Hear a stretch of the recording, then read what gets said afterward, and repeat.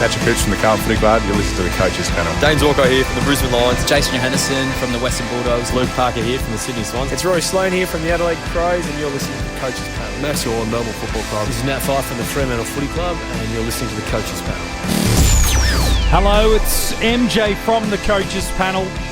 Potentially, we are just days or hours away from a very unique round one experience for SuperCoach AFL Fantasy Dream Team and draft coaches of all styles and formats. It is a fantasy footy year like we have never seen before. And here at the Coaches Panel, we're going to discuss every potential scenario and situation we can forecast so that as we enter into round one, whether it be Thursday night or there be some changes, we're here to help you navigate this fantasy footy season. Joining me on the line, I've got Tim. Hello, mate.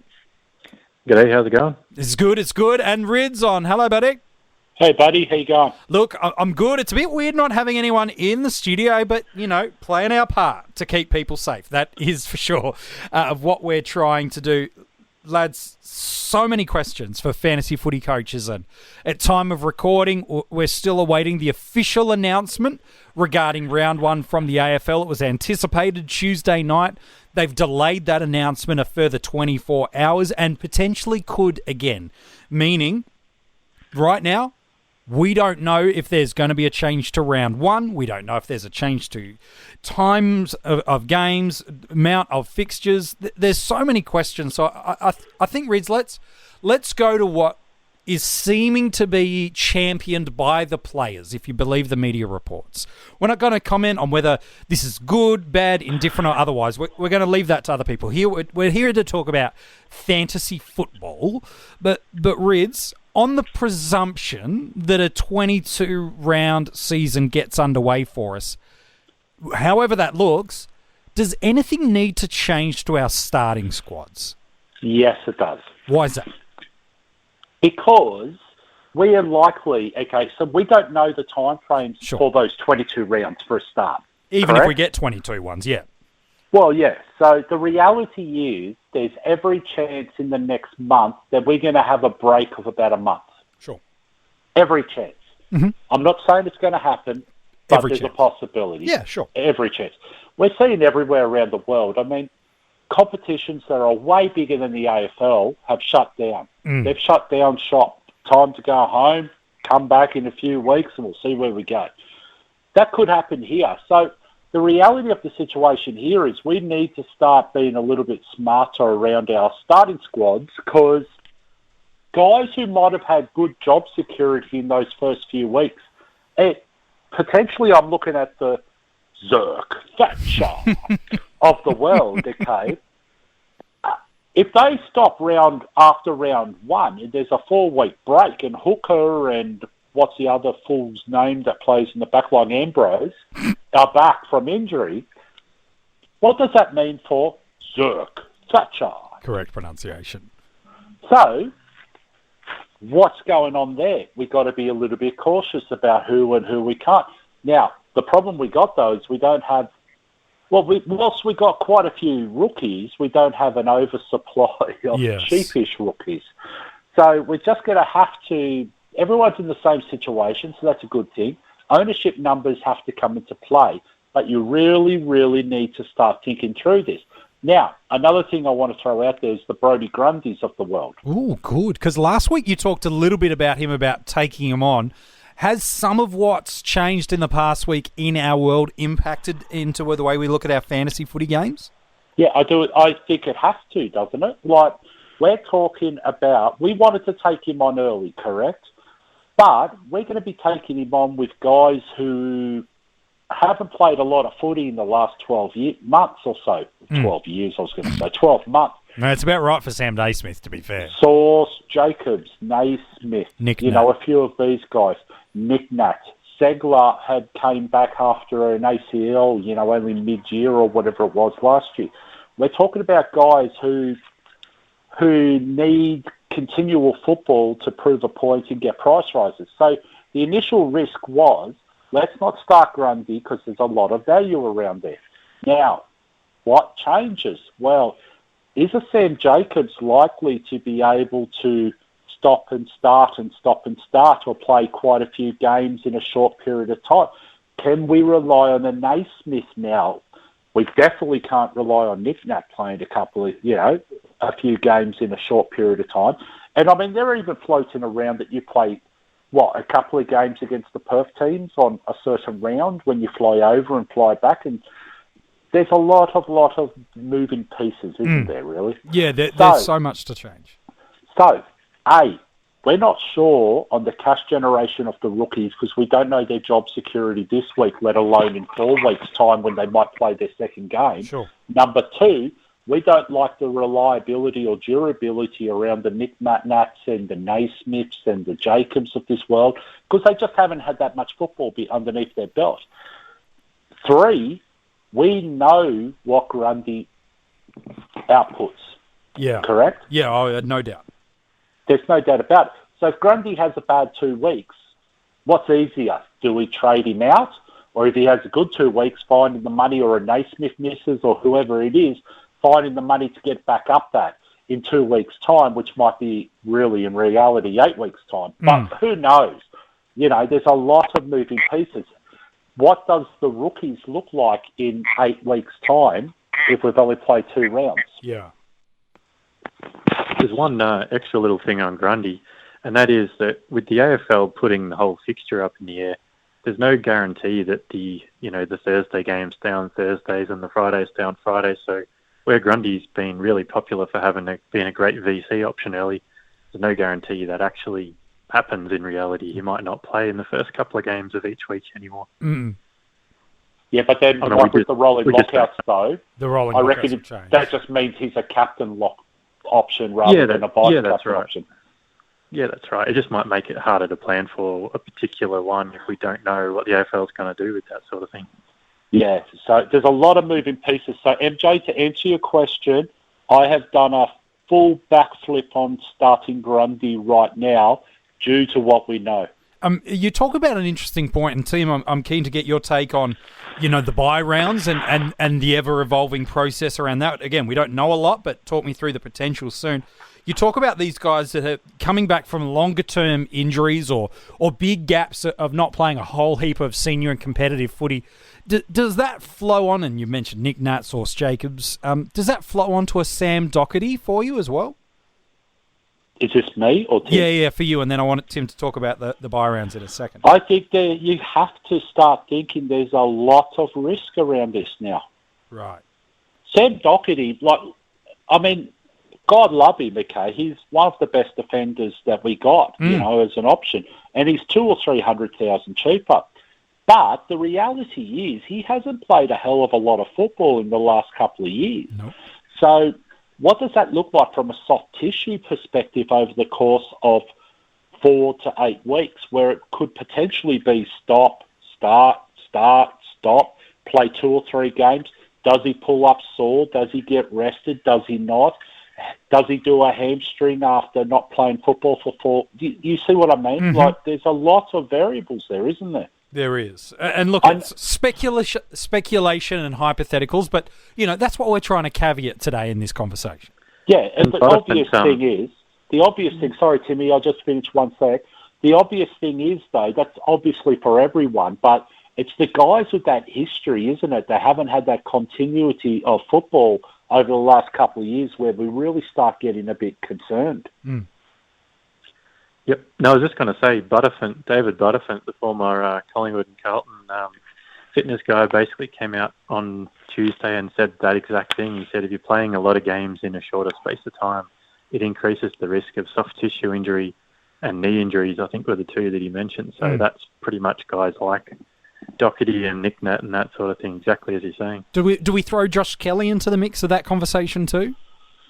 That's an interesting one. I'll let Tim have a shot here and then I'll back him up.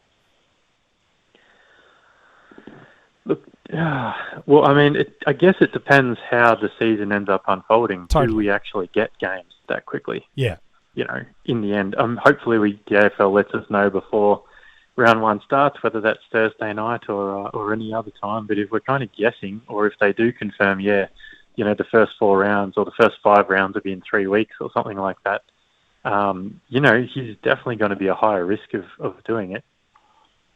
Yeah, so I was just going to say, if it's an option between Kelly and someone around the same scoring potential, like a McRae, just say, or whoever is around that mark, even a Dunkley, who one has a slight history of missing games, the other one has a history of durability and their running machines and the way that they play, I think it's got to be that you have to go with the guy with the more durability about him at this point in time. That might change in 4 weeks. Of course. It might do a complete swap. But the reality is, if it's a choice between two with the same scoring potential, yes.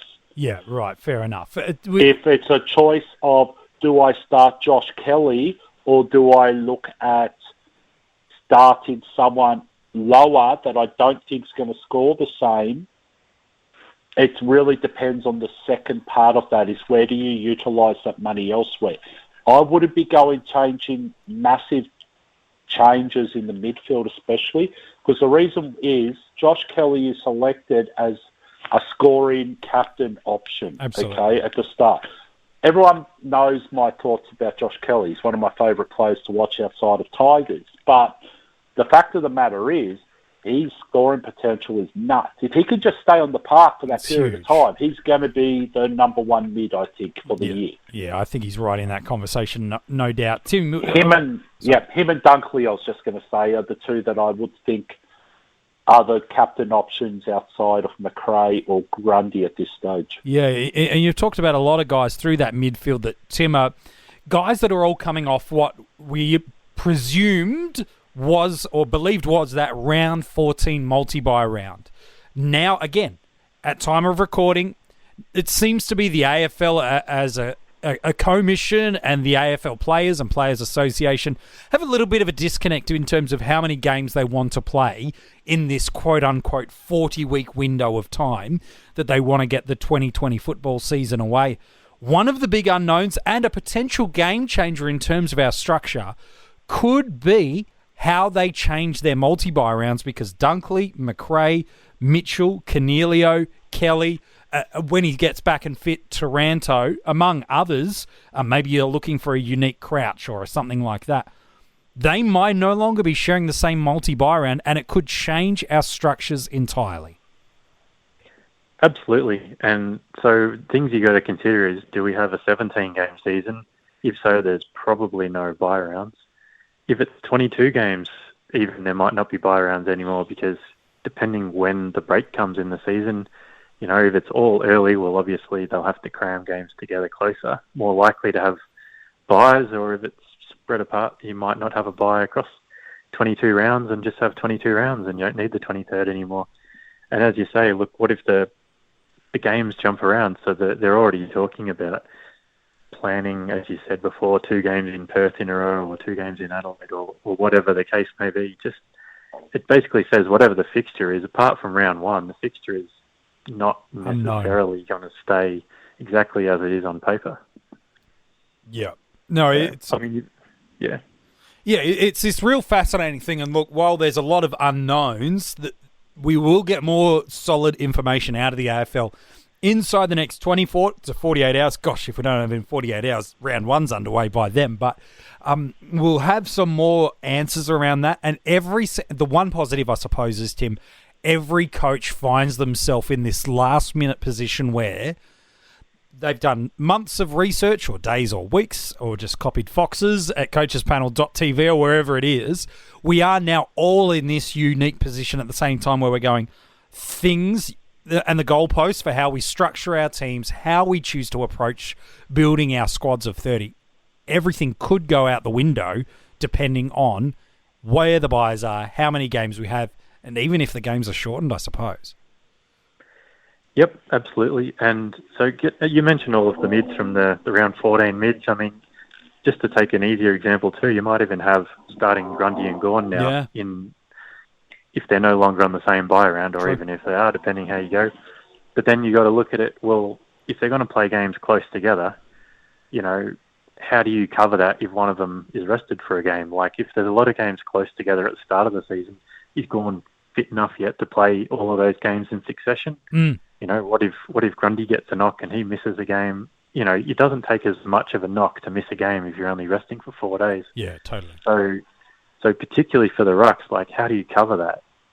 Do you have to have a playing R3?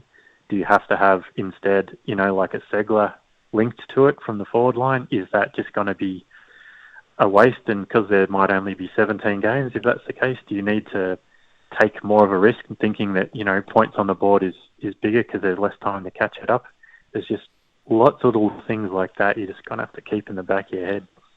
And I think the other thing on top of what Tim just said then is we're very lucky this year with Grundy because we got an R3 option that's his backup pretty much in Darcy Cameron. Correct. So there's a lot less risk there if, like, otherwise, what is it? It's Gawn and, say, Luke Jackson. But is that only for round 1, and will Braden Pruce be available in 4 or 5 weeks if round 2 happens then? There's a lot of variables there, you know. So, but with the Grundy one, the one that I really, really noticed was Darcy Cameron as your R3 option for Grundy alleviates a little bit of that, doesn't it? It does. And often in Dream Team and SuperCoach, you know, to narrow in on those two formats for a moment, you're using that position of R3 more often than not as your vice captaincy loophole to throw that player into the forward or back or the ruck line. Generally, it's a DPP guy. A popular one is Comden from North Melbourne. Do we need to look at an alternate position, Rids, that becomes our, for sake of a better term, the throwaway vice-captaincy loophole spot? Maybe it's, you know, an M10, for example, more so than an R3. Is that the better way to be looking now? Yeah, I think a DPP M11 type position would be the way to go at the moment. Someone who may not be playing that's interchangeable with, say, a Buderick or someone like that on the bench that you can actually swap in and out when you need to and then move around the place and throw on the field. Yeah. No. But again, even that is unknown at this stage because how do we know Gold Coast isn't going to be the number 1 game of each fixture after the first few rounds, you know? Totally. You just don't know because it's going to be based around the availability and so on and so forth of where are we going to play, where are we not. I think I saw Carlton had applied for home games at Icon. Yeah, Geelong similar at their home training ground. Yeah, so you could start seeing maybe, I mean, is it crazy to suggest that maybe you'll see Richmond games at Punt Road just to save some dollars? Because these clubs are losing hundreds of thousands of dollars by playing in an empty MCG or whatever. Yeah. I don't know. Like, I mean, this whole landscape seems to be changing constantly, doesn't it? Yeah, it's very much changing by the day. You bring up this interesting point, Rids and Tim. I'm intrigued to get your take. Let's go off the presumption that what the AFL came out and announced on Monday from Gil McLachlan in terms of a 17-game season. Everyone plays each other once. Again, the Players Association are advocating for, and the players are as well, more of a proper season in terms of games for a variety of different reasons. But if we, Rids, get to a 17-game year, let's spend some time on this conversation and hypothetical. Does it change you needing to go more mid-prices through your team, or do you need to go more traditional guns and rookies approach? So, me personally believes you have to look at guns and rookies approach. Why is that? I just don't think there's enough time and enough job security and money generation capability because you just don't know when the games are going to happen, okay? Sure. So not knowing that schedule of the 17 games also means that those dates are up in the air and they're going to be changeable at every point in time. So just because someone says round 1's going to start in 2 days, we're experiencing it right now. We don't know. We're 48 hours away and we still don't know if round 1's going to start or not this week. So this could happen every single week. They're going to have a period of time. There might even be mid-rounds where they make a decision to pull the pin for this round, deeming if something's not right. So at this point in time, though, how do we know what rookie is available or has good job security at what point in time? I have no idea, MJ. Yeah. Could you build the alternate conversation that the year's more about finding value and that you won't get close to the completed to a side's degree, different? Yeah. yes, but we've already spoken about the durability side of things. Sure. The reason why people are valued is because they've either been injured, B, performed very, very badly, or C, they're a breakout candidate. All three of those factors have massive risk at this point in time because of the unknowns. Yeah. So what are the knowns in this place? What do we actually know? We know that if Brodie Grundy plays and every other ruck plays for the whole season, there is every chance Brodie Grundy will be in the top 2 rucks for the year. Yep. Correct? Yeah, yep. What do we know in the midfield? What do we know in the forwards? Now, I'm going to throw a name at you and Tim right now, and I have no idea how to handle this guy, and it's Lockie Whitfield. What's your thought process around Lockie Whitfield? Now, if it was over a 22-course week, like 22 rounds or 23 rounds or whatever it was, we always thought that if he stayed on the park, he's clearly the number 1 forward option, yes? Yeah. But the fact of the matter is he hasn't stayed on the park now, so if we're decreasing games or having breaks or having multiple games in a short period of time, this guy's got a history of one game-affected injury like what this guy's had in previously is going to ruin your whole season, is it not? Tim, do you want to take that one?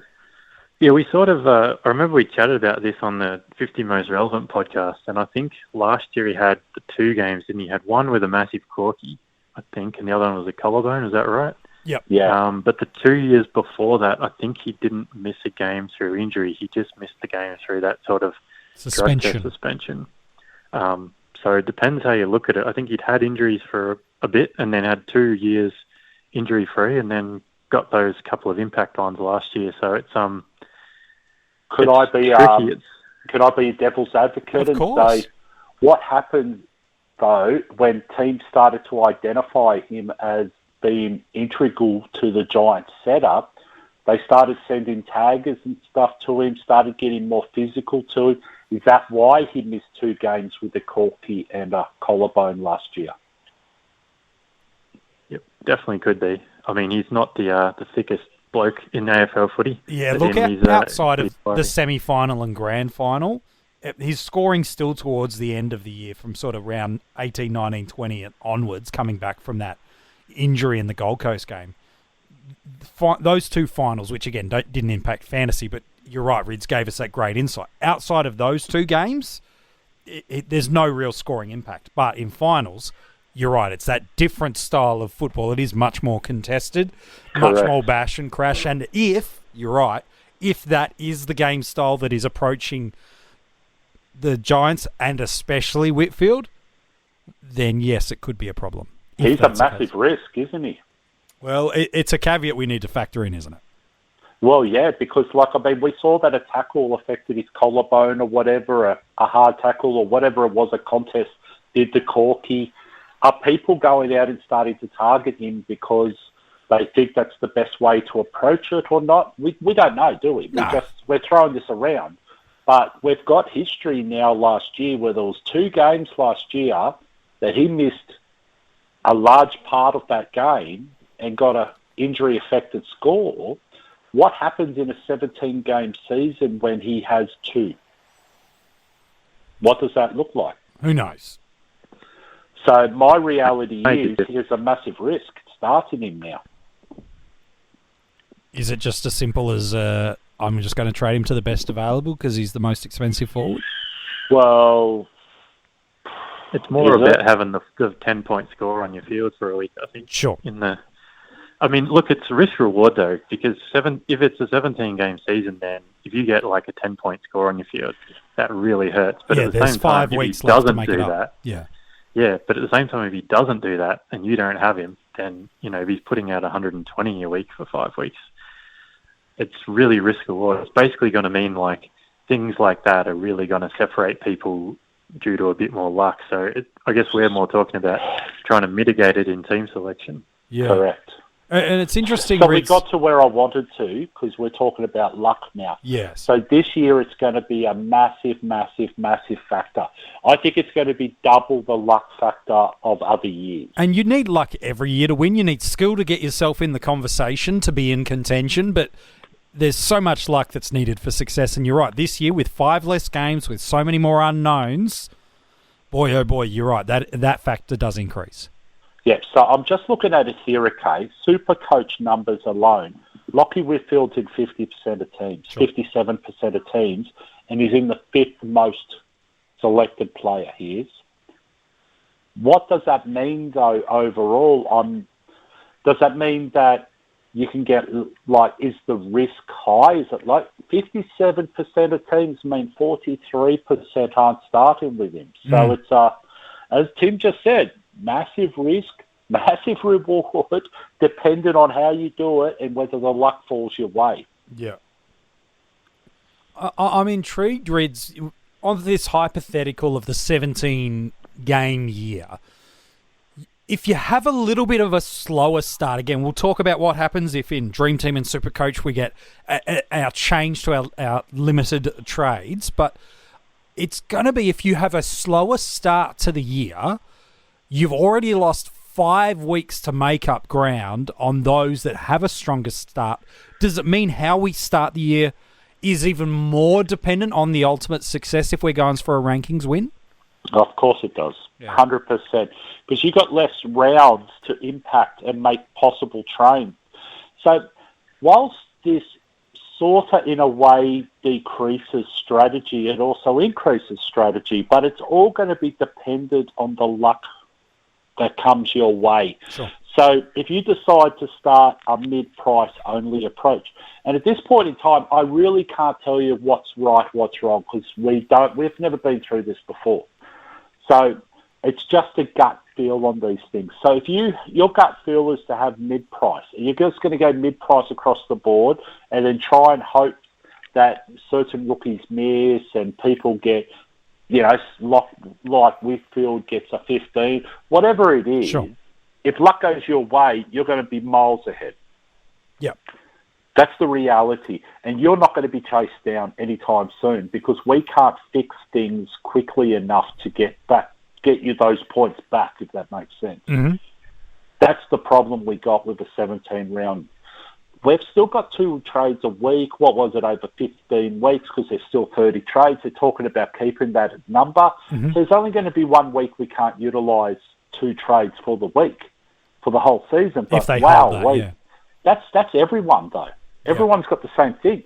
So if some guy over there has decided to go and got lucky, and he's 400-500 points clear of you after 1 round, you're making 2 trades to catch him.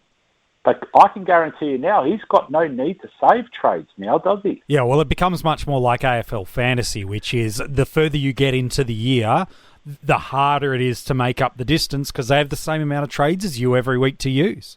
And they're upgrading certain players constantly. And sometimes we end up upgrading the same player at that same point in time. So there's no change. Yeah. There's no change to what we had the week before. So, again, this is going to be massively, massively important to get that luck factor early. And because we don't know, though, if round 1 happens in 2 days or not. Yeah. That's true. At least everyone's in the same situation, but the reality of the situation is this year is not the year to determine whether you're a good coach or not, because you could finish top 100 or you can finish 50,000 depending on the luck you get. Yeah, it's more than ever before. You're right, Rids. It is the defining factor in the year. And you mentioned an interesting point, Tim. I'm keen on your take on it. Again, until we get confirmation on how many rounds we're playing, the more limited trade formats of the game in SuperCoach and DreamTeam are less likely to make a comment.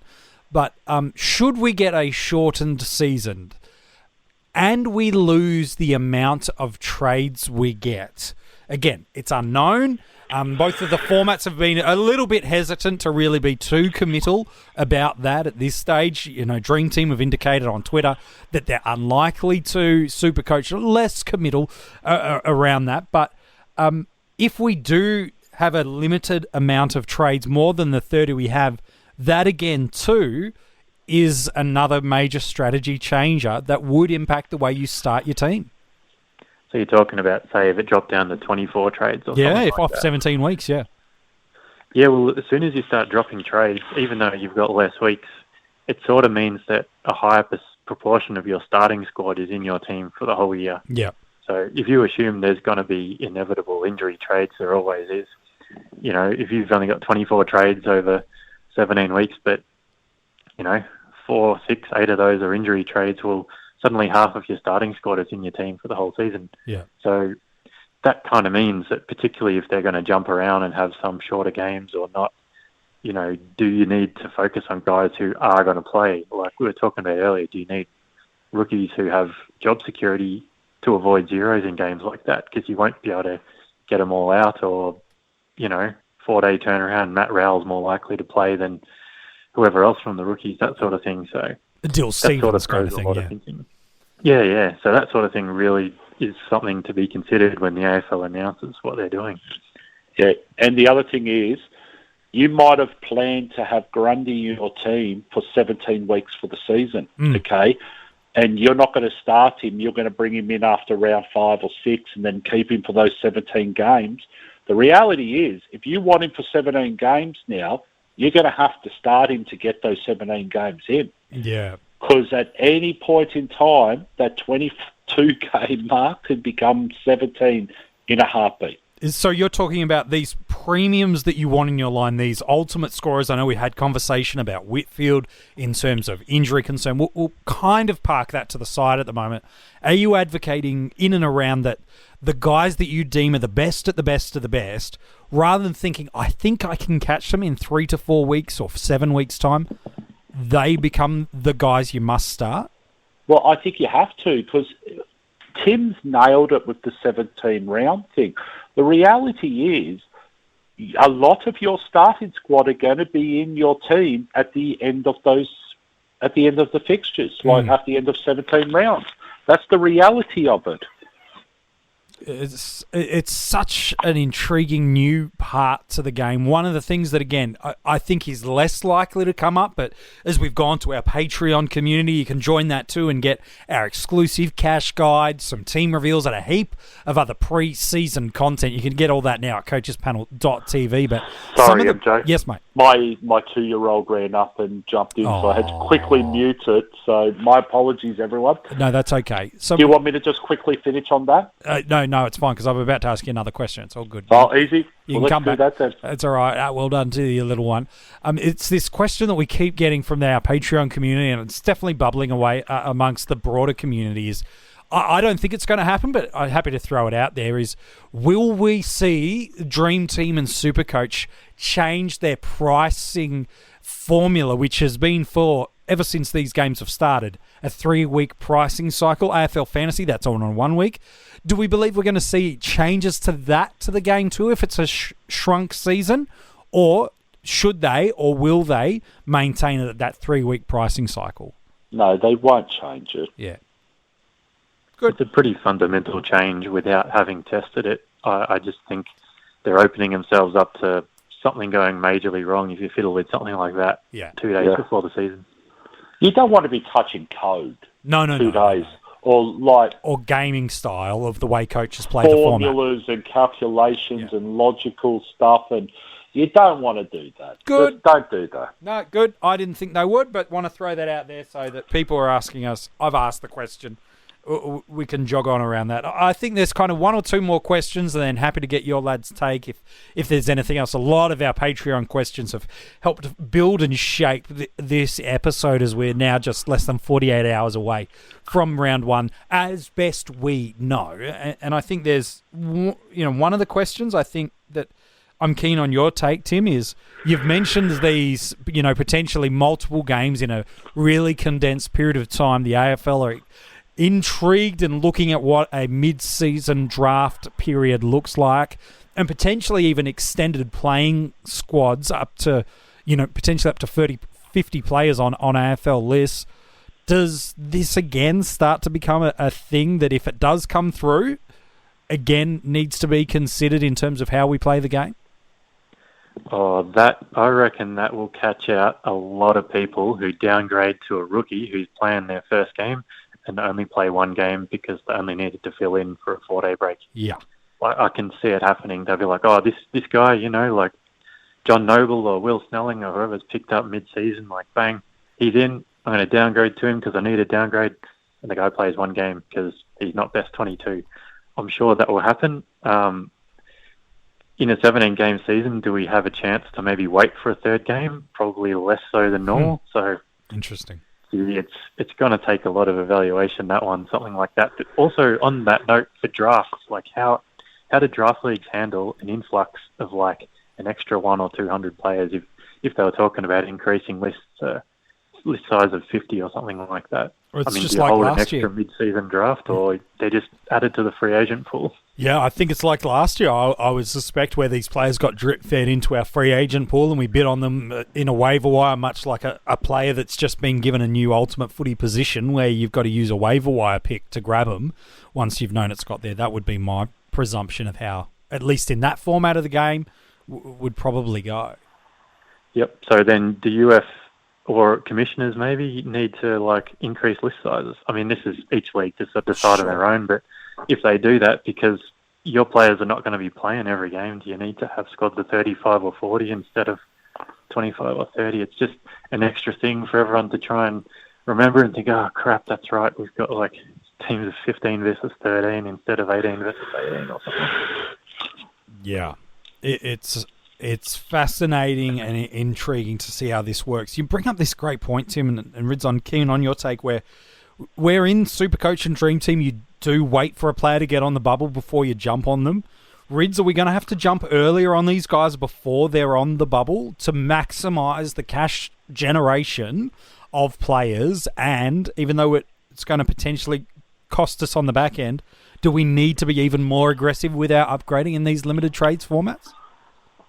I think the fact of the matter is it all depends whether they reduce trades or not. Sure. So if you've got 17 rounds and they're going to keep it at 30 trades, you have to be constantly aggressive. Otherwise, what's the use of playing? Yeah. That's the whole game. Like, you trade. But the thing is, the strategy of hold or not and everything else, you just lose it all, don't you? So I really just don't know at the moment. I really don't. So the reality of the situation is, do we jump early? Well, if you don't use it, you're going to lose it in this case. So why not? But, I mean, die trying, guys. Yeah, well, I think that's, you make this great point around that this is not the year to go, I'm an amazing coach, look at what I did, because more than ever before, and look, you need to have some skill to win it no matter what's going on, but more than ever before, you're going to need luck to be on your side to have a successful season, and we certainly hope that it all goes your way, no doubt about that. Rids, is it worth... almost time to wrap up the episode, one of our shorter ones, because there's so much hypotheticals to talk about. I suppose there are more players I want to get questions on, but is it worth copying? Because Tim brings up another great point too around these cash cows that might only play for a week or two and be gone. Is it worth copying that 0 for the 1 week pain for the long-term game?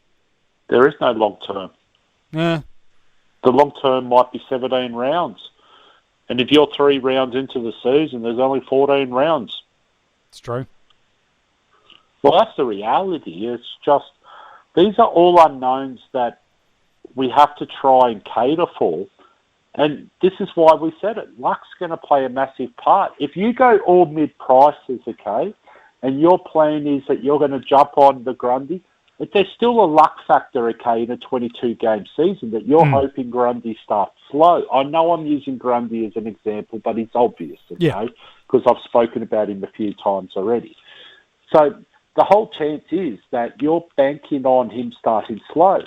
What's going to happen now? Well, the whole landscape's changed. Has he Is he going to start slow? Is he not? Is that a massive risk now because you don't have that 22 games to evaluate? I mean, were you using that money on, say, starting Source or whoever it was instead of Grundy to get to a Doherty, who you don't want to get to anymore? You know, Devon Smith, he's another perfect example. What do we do with him now? So there's a lot of variables here that are just unknowns. So you're damned if you do and you're damned if you don't. But I tell you now, the one thing I want to encourage is back your gut. Yeah. If you think that this is the way to go in this situation, don't listen to Joe Blow or Joe Bloggs or whatever else, because they have no bloody idea, because we've never been through this before. Yeah. They wouldn't know brown from pink at this point in time. So don't listen. Back yourself in on it. Some good advice kind of for you through there.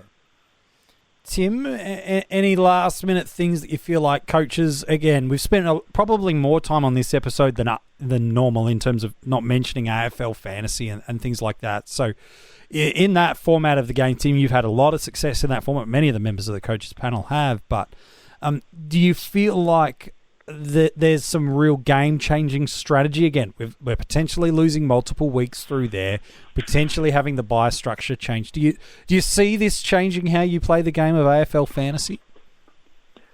Well, I mean, it's as Rid said, it's generally been harder to come back if you're behind in AFL fantasy than other formats, because everyone still has trades. It's going to be more so this year. So you really want to get on top like early. You want to have the right guys. Your starting squad is going to be very important in fantasy, I reckon.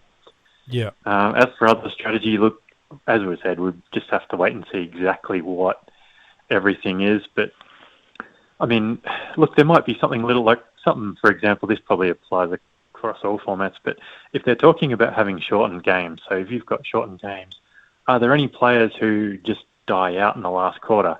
Like, if you remember a few years ago, Dustin Martin used to be on 80 at half-time and end up on 90. Yeah. So if you're playing a shortened game, suddenly he's better than he would have been otherwise. There might be guys like that.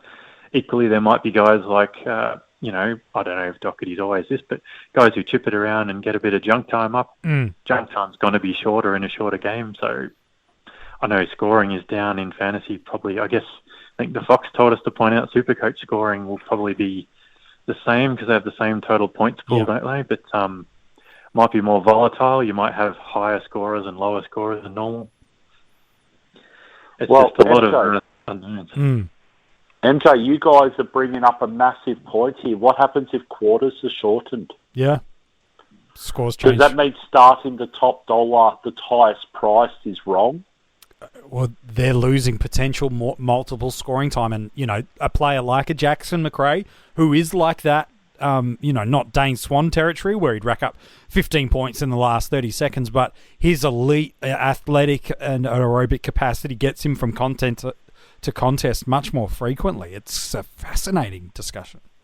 Isn't it? So Tim's nailed it there. Like, we don't know. We have no idea what they're going to do. But if we got to have some sort of indication, hopefully, before round one, otherwise we're playing darts in a dark room. Yeah.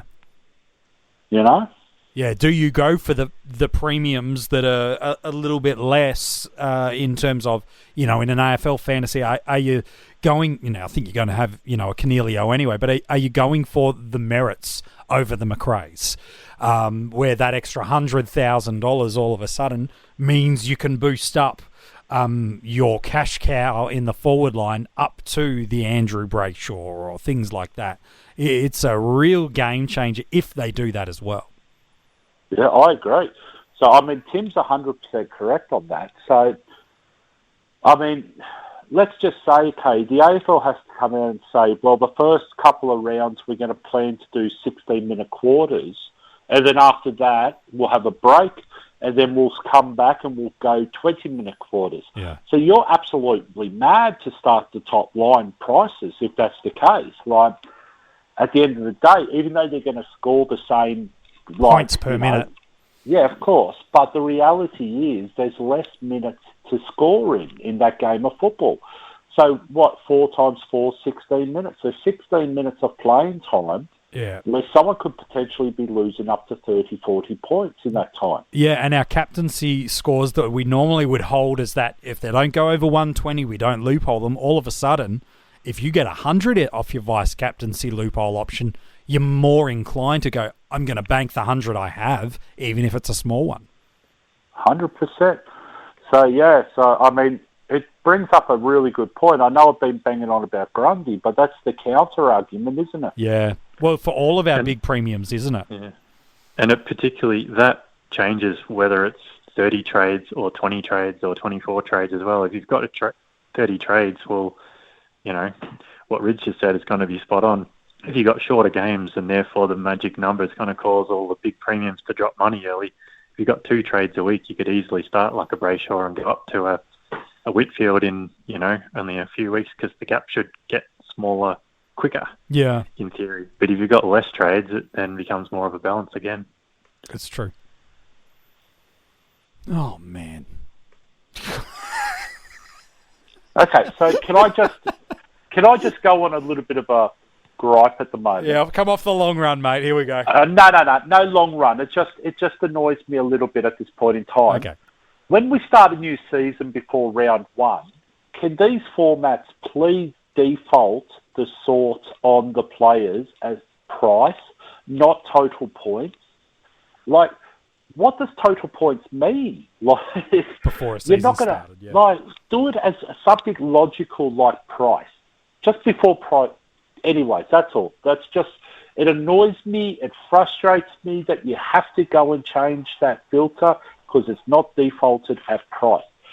And everyone does it, so they're all guilty. I hate yous all, but the fact of the matter is, it annoys me, man, because, like, what does that mean if you haven't played a game in a season? It's irrelevant. Stop it. Anyway. Or at least average. Even average is better than total points. Oh, but still, average. Like, what happens if someone doesn't play last year and they're, oh, my God, don't get me started, Tim, please. Just do it as price. That's the whole idea. Before round 1, price. After round 1, do whatever the hell you want. Before round 1, just do it as price, please. Anyways, I'm sure there's people out there that, well, I don't know how many people listen to me, but there might be 2 or 3 of those people, you know, that might go, yep, it annoys me too. Yep. Fair there enough. You go. Fair there enough. You go. That's my rant. I like it. We're nearly done for this pre-season and wrapping up the pre-season episode in just a moment. Tim, is there any vital piece of information or advice? And again, there's so much unknown. We've tried to cover as many scenarios that we know most of them will be null and void within 24 hours, but that's okay. We wanted to capture as many of the thought processes we have, as many potential scenarios to be able to help you as you enter into round 1 whenever that starts. Tim, is there any last-minute advice or reflections that we feel coaches need to have and know about? I'd say 2 things. Firstly, pay attention to what the AFL announces because they seem to make changes every day. Yep. So just because you heard it yesterday doesn't mean that's what's actually going to happen. And the second thing, just enjoy the season because there's a lot of luck and it's not necessarily going to reflect badly on you. And sounds like we're going to be lucky to have any kind of a footy season. So just enjoy it for what it is. Rids, anything from you? Yeah, just remember that this absolute crisis, okay, whether you think it's overreactions or not enough, the reality is the only reason why we're in this situation is because people want to look after the health of everyone. Yep. Football, at the end of the day, can be parked.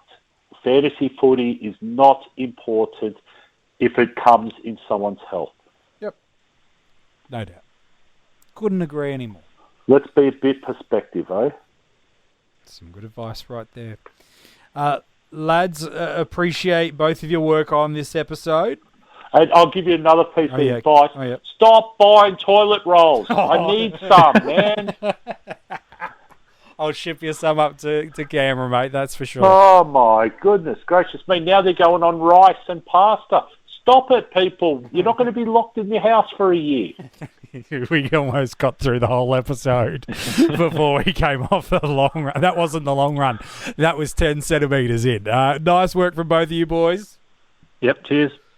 No worries, mate. If you want to go and check out any of the articles, the team reveals, and exclusive Patreon content, and a whole heap of other stuff, you can go and check it out at coachespanel.tv. As best we know, the preseason is almost done. The teams are about to start getting announced, and we'll start playing games potentially. If we get to round 1 this week, good luck. We'll keep being with you every single week of the journey, helping you with your fantasy footy side, doing our best to make sure it's your best season ever. From all of us here at the Coaches Panel, good luck. We'll chat to you soon.